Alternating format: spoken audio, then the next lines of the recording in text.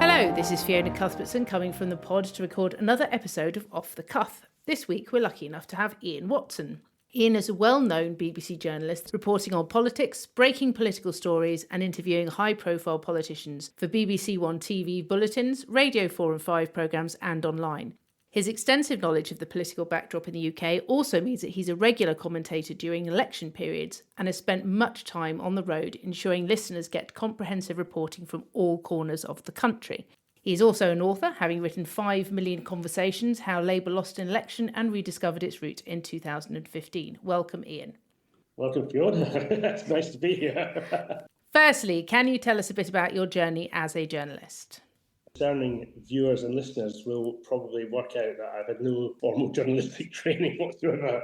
Quite a lot of people would go to Cardiff, a journalism school, and decide that that's their future role in life and that's what they want to do, but I'm never quite that organised. There's various things I was interested in when I was at university. I co-edited the student television news service, so there were some roots there, but I also got involved in other clubs, societies, music, all sorts of things. So when I left, I wasn't clear which route I would go down. I moved to London for what I thought was going to be quite a small amount of time, which I thought would be quite fun because a lot of my friends were doing the same, and got a job in local government. But then I saw advertised a researcher's job on Newsnight, and I was a big fan of the programme. At that time, it was required viewing, and that gave me my first in. Quickly, I went through the sort of political angle. So there's 2 posts which they had internally, which were filled at the time, but in short order, I managed to secure that. One was a Westminster producer that briefed Paxman on interviews with politicians, organised their guests, the kind of bums on seats role. And another was a political producer where we did films, not just around Westminster, but in Europe, in America. Quite like doing that. And then I thought, well, I really want to be front of camera rather than behind it. So I left and joined the Sunday Herald, which was a Scottish newspaper, but they were expanding their London base, and they had a city editor who was Quentin Somerville, who's now become a BBC foreign correspondent.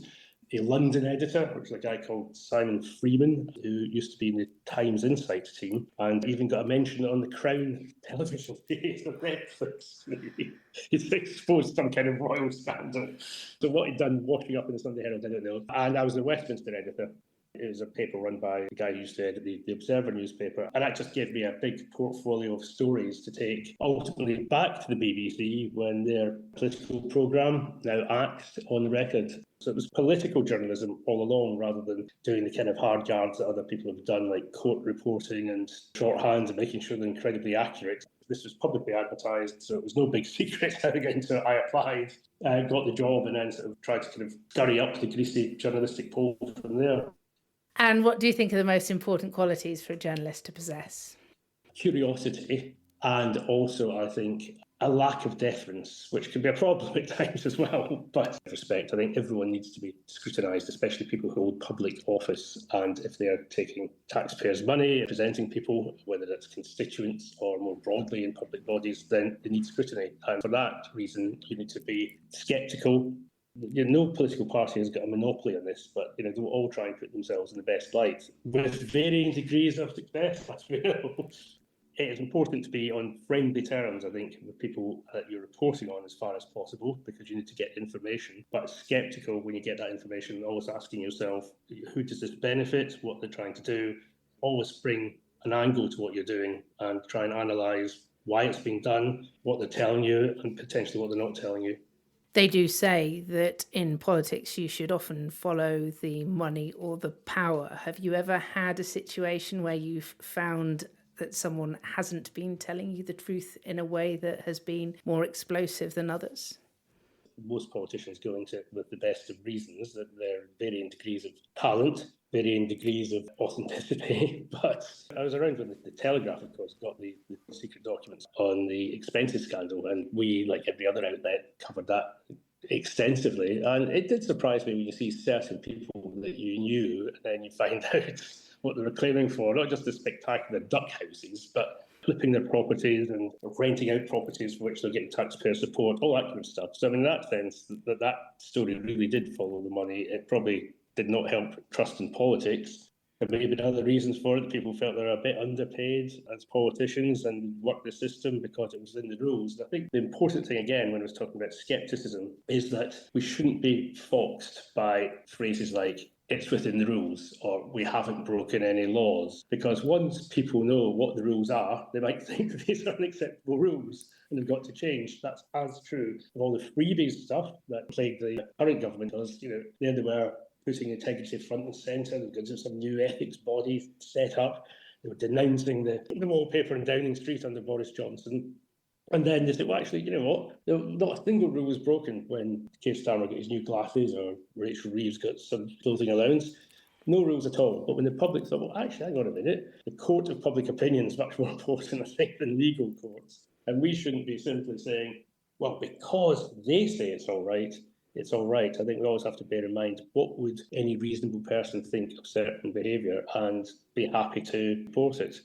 Absolutely. And when you're a politician, there are a number of common myths around your work, and the same about being a journalist, no doubt. So what is the most common myth about being a journalist that's out there? Well, I think, politicians and journalists do have one thing in common, which we're amongst the least trusted people on the planet. News these days are all sorts of different platforms, some of which don't have the same editorial guidelines and extremely biased, sometimes extremely tribal. We do have editorial guidelines, of course, at the BBC, which we have to abide by. So if people feel that they've been wronged, they've got an avenue to complain and a set of standards that we are accountable for as well, not just politicians. So I think that's actually quite important. But I think the myth around journalism would be that journalists would be looking to sensationalise the stories, and actually the amount of time I've spent being incredibly boring is, I spend almost as much time talking stories down as talking them up. I was offered something which I won't get into any great detail, but it's some private conversation, somebody got a transcript, very salacious stuff. And we actually think we could easily do this as a story, but what's the public interest? The second thing is actually, we always get the Sunday papers delivered the night before, and they're great at doing headlines, and they're great at having an angle on the story. But then I found, for example, when one very famous person wrote a story about the then Health Secretary, Sajid Javid, with a quote, and I called Sajid Javid up and said, I've never spoken to him. Wow. I called his special advisor up, and she hadn't been spoken to either.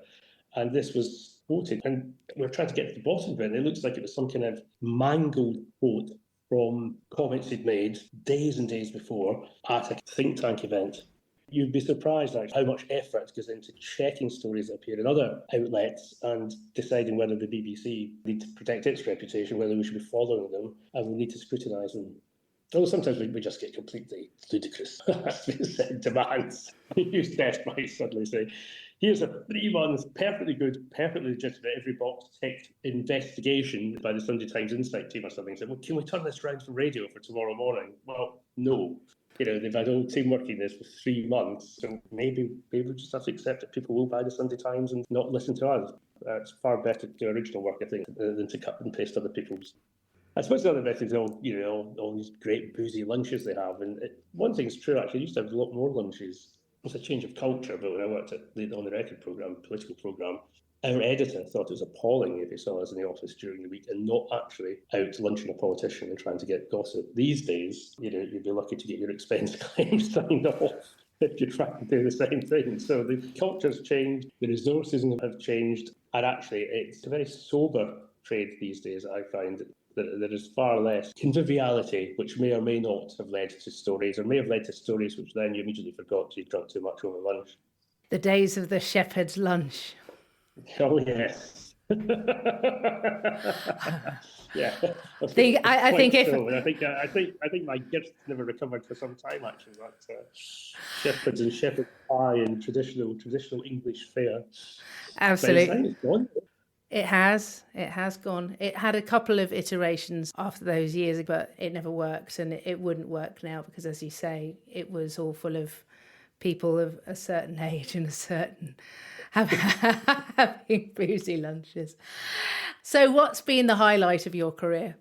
Obviously this podcast. Well, clearly. What else we can put to that? Absolutely. That should now be the front page of every newspaper, I think. Iain Watson. Yeah. Exactly. Yeah, off the cuff, because people do tend to like talking about themselves, but other people might not necessarily like listening to it, to be honest. That's a matter for them. So, yeah, career highlight, I think getting away from Westminster rather than being at Westminster, which I think enjoyed. I did a short attachment in Washington many years ago now, but that was really interesting because I watched Washington State Union Address, and the similarities as well as the differences with the Westminster system. They're far less impressive than theirs in some ways, actually, the tiny little press gallery. That was good, but we also covered things like big attempt to try and get rid of the death penalty in Maryland, actually. It ended up in a tied vote. I think also the financial crisis in Brussels, where we spent a lot of time at every single emergency summit, David Cameron coming out and doing spontaneous things like, I vetoed this, I vetoed that. And then the rest of them go, no, right, yeah, yeah, I think really. We're going ahead with our fiscal pact that the UK is doing. So you could see the kind of frustrations. And I think the other thing which was very, very informative, reporting from Northern Ireland when the Troubles were over, but somehow they just weren't. Still a lot of division, and especially on the march, which some people saw as provocative on the Gabaki Road. So in a way, it was a career highlight because it sticks in my memory, but it didn't feel like a highlight at the time. I was naively got on the wrong side of the lines between the police and these demonstrators who were gathering to throw stones and rocks and little mini petrol bombs in milk bottles.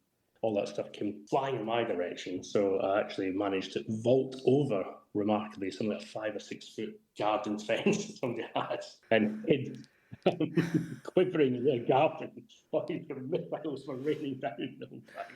It was the weirdest thing that they're all kind of like kids out doing Irish dance and all the rest of it. It sounded like it's going to be like a normal UK type political demonstration, and it turned nasty really quickly. But equally, it died down very quickly as well.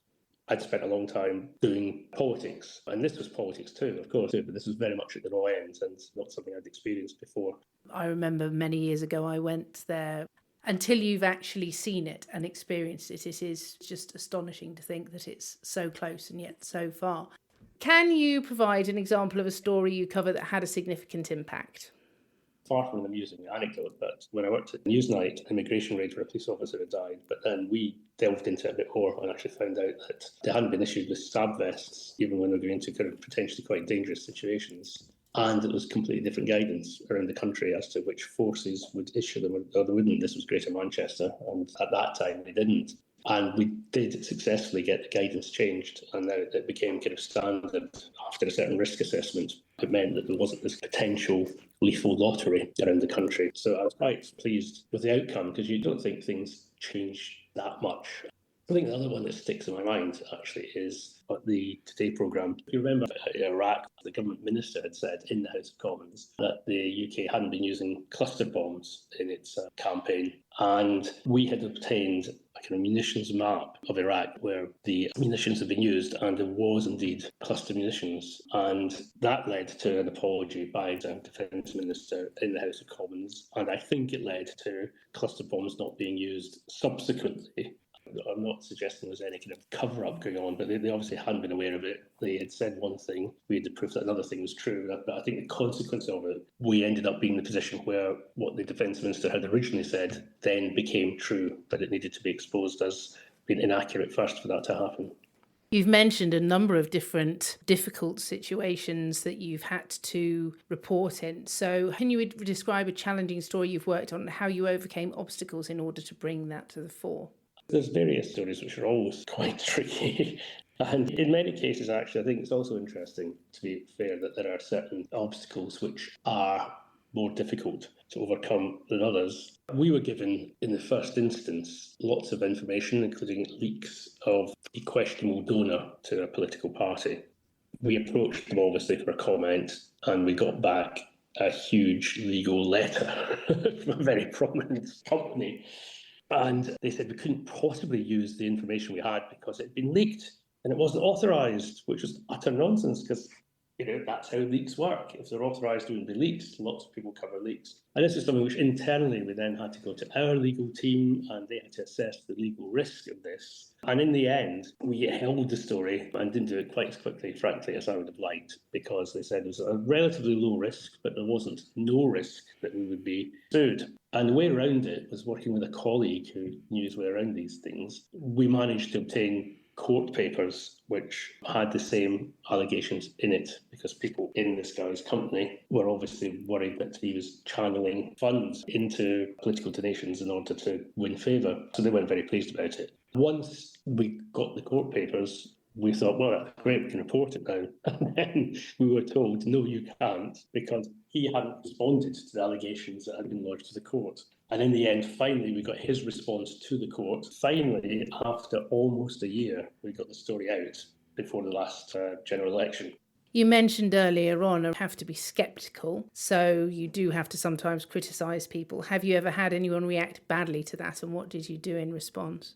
One thing that stuck in my mind was someone from a political party that's kind of worked with us. And this is the problem, because, you can't be an adjunct to any political campaign, but they had some very good information about what was happening on the far right of politics, and we ran stories and they trusted us. And then I was given a story about them at numerous sources and something had gone wrong inside their political party. And I took the view that if we didn't run it, then somebody else would, which is an easy get out for your conscience, to be honest. But that seemed to be true. So we did publish it, and she got in touch and was extremely upset and saw it as a complete betrayal, even though it was true. I mean, this was not idle gossip, this is true, with documents with her name in them. But she was extremely upset and never spoke to me again, and occasionally seen it at party conferences, and I'm completely blank. But I think some people are kind of more relaxed about that and expect the unwritten rules of the game. And if you're in the firing line sometimes, then people that you might know, it's their job to report that. Something I do still think about, and I did feel bad that they were so upset. Under the last Labour government, and indeed under a previous Conservative administration, there are certain people who don't like even truthful stories being run. So I had, one special advisor to a Prime Minister ringing me up when I was on the Today programme, for example, telling me that I had to retract what I just reported. I'm very angry about it. I think to a complaint up to the Director General or something. I said, I'm not retracting. I'm not going back on retracting it, because it's true. It was multi-sourced. At least I think 3 different sources from the heart of government. It just didn't necessarily come from that person's particular faction. I don't want to give too much away, but it was during the days of all the Blair Brown stuff. There may have been no massive policy differences. We definitely had factions, and we'd reported something which was completely true, but obviously had been given to us because disadvantageous to one of their senior colleagues. And they hated it. And there are definitely attempts to intimidate us out of doing stuff or apologising for doing stuff that we've already done. And again, if it's accurate and if it's well sourced, you just have to stick to it. That relationship continued, but people could be very bullying and deliberately intimidatory. And the key thing is, so far, any complaints that have been made haven't been upheld. It's just thinking through the consequences if something's, my goodness, these people have just been suspended from the Labour Party. It's happened this week. You want to get that on air as soon as possible. We got the first interview with one of the people who was suspended. That doesn't have a huge consequence. If you're sort of immediately told that there's something particularly damaging to a very senior politician, you just have to sit back and take your time, because you know that they're going to try to tell you not to run it. They're going to question why it's going to be run, and then they're probably going to complain about it afterwards. So you have to be absolutely clear on your information and on your sourcing. Absolutely. And obviously you've talked about stories on both sides of the fence. Everybody has their own personal beliefs. How do you balance objectivity in your reporting with that? It does become second nature. I mean, my brain gets wired up to the kind of BBC way of doing things, actually. We're reporting this, who's likely to disagree with it? Is it going to be a different faction within a political party? Is it going to be the opposition political parties? And you kind of got almost a basic kind of mapping in your brain almost. Let's find out if there's a range of different views on this. If you're dealing with the Green agenda, for example, you probably want to talk to the Greens as well as to the Labour Party, as well as to Reform, the anti-net zero stuff. So you want to reflect a whole range of things. And although I've always had strong political views, if I left the BBC tomorrow, it'd take me a long time to become quite so passionate about them, because actually you've been forcing yourself to see things from a different perspective the whole time. You mentioned before about people being sensitive. How do you approach interviewing subjects, especially those who might be reluctant to speak to you when you're trying to get a story that is not forthcoming? If it is a politician, it's to think through what would be in their interests and what would be against their interests, putting their side of the story or not. And increasingly, I have off-the-record conversations where people do feel comfortable saying what they think, and we may just use unattributable quotes because some people say, "Oh, that's because they can't say it on the record." No, actually, this is a better way of truth-telling. You get sometimes a far more accurate view of where the mood is in a political party by speaking to people off the record rather than getting somebody to put their face in front of a camera. And that was certainly true during the Labour rebellion on welfare. And I think, to be perfectly honest, probably the whips or people in Downing Street should have been doing what some of us have been doing all along. But we talked to people who were publicly loyal. There's one example, actually, it was incredible, but this politician on the new intake stands up in the House of Commons and asks the most patsy question to the minister imaginable. Then in the afternoon, they're on the phone to me, absolutely knifing them. But actually, we were onto something. This wasn't confined with gossip. There was actually kind of growing scepticism towards some parts of these reforms. The government was going to get into trouble with it, and the best way of convincing people to speak about it was to do it unattributably. So we'd have their quotes, but we don't identify them. There'd be no surprise that Diane Abbott would be happy to vote against her own Labour government, for example. That's been a long-standing thing. But if somebody who's in the new intake and is very supportive of Keir Starmer publicly, and even perhaps not desperately opposed to him privately either, but hate a particular piece of legislation, then the best way of getting to that is to do it off the record and assure them that they're not going to be paraded and kicked. If it's the public interest, we will do the so-called doorstepping, which usually then is a little bit more hostile. With the camera crew trying to do that with a leader of a political party a few years ago, and I'm just kind of tracking back, trying to get on camera, and that party leader's car then went right over his foot, and he's off work for a few weeks. So these can be dangerous little encounters because each side knows it's going to be quite brittle and quite hostile, and it's not sort of trying to you're not in the business of trying to persuade anybody to do anything. They absolutely don't want to talk to you at all. And actually, sometimes saying nothing says something as well politically if they can't bring themselves to address a major issue. So sometimes that's what we have to resort to, which is a little bit more high octane than a softly lit confessional with something.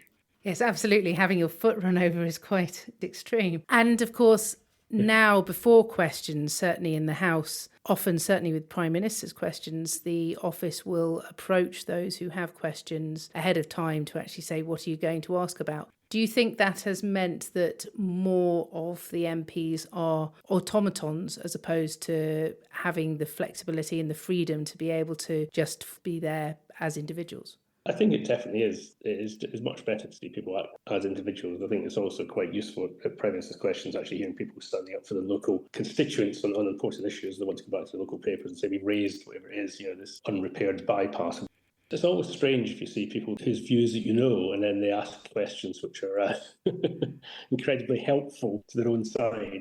I think there should be a fringe score. People were actually asking, do you agree with me that our welfare changes are now in a better place than they were before, despite the British rebellion in history?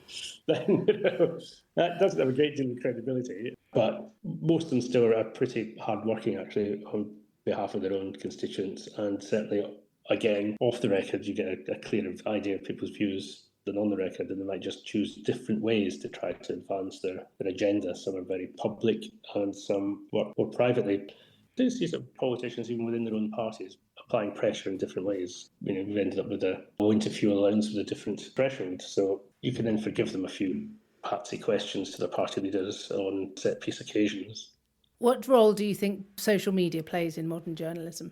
What is very useful is a great way of getting information around very quickly.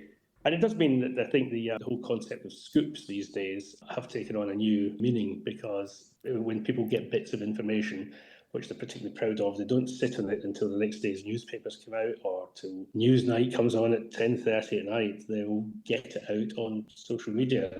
Sometimes it's just useful to get information on social media about where somebody's doing a speech, if you want to go along and doorstep them, for example, if that was appropriate.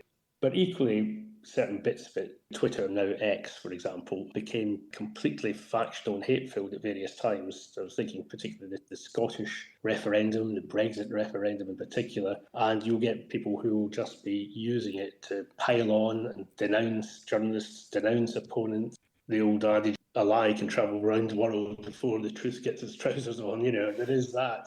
Someone, for example, might watch what I said on television, completely misrepresent it in a tweet. You then reply to that tweet saying this is completely inaccurate. I know, 100,000 people are already retweeting the original tweet, and none of them are retweeting the response. So if that was done in the newspaper or you go into the regulator, you'd get an apology or a clarification. Social media is completely unforgiving. And it does actually mean that it's difficult for people to work out sometimes truth from lies or from misleading information. And it is really difficult as well because you need to have a presence there because if people are looking at it. But equally, anytime you're out there on social media, you become a target. People start ascribing political views that you don't have. And I used to get really irritated by it, but actually less so now because it does at least mean that I'm therefore successfully concealing what I actually think. So, social media can't live with it, can't live without it. Absolutely. Everybody has a platform. Talking of that, obviously the podcast, and we are on my beautiful podcast, Off the Cuff, which again, thank you very much for coming on. They say that they're providing the opportunity for everyone to be a journalist. So what advice would you give to anyone like me who's taken that step? Two things, really. The first is to know your audience and know your niche. Sometimes it's really good that you actually get a wider range of voices and you get people, because of their own interests, able to break stories or share information that people just wouldn't have got because there's only so many stories you can do. People cannot actually follow their own interests on podcasts. But I think it is actually building your own brand. So if you're interested in, for example, special educational needs, if you're an expert in that or in strong views on it or able to talk to experts, is piquing people's interests at the moment. And that would be something which people would listen to, keep up with the debate as well. Is going to have very, very niche markets as long as that niche market is something which people, including advertisers, want to get to. So somebody I know who left the BBC does a very, very geeky thing on parliamentary procedure, but it's actually very successful because mostly people can't get it anywhere else. And the kind of people who'll be listening tend to be kind of decision makers, politicians, and a narrow group, but an important group that people want to get. So I think once you've got your own niche and your own brand, then you get a very loyal following. Absolutely. And finally, the most important lesson that you've learned over your career that you would pass on to the next generation? Learn to suck up to your bosses. I haven't done enough of it.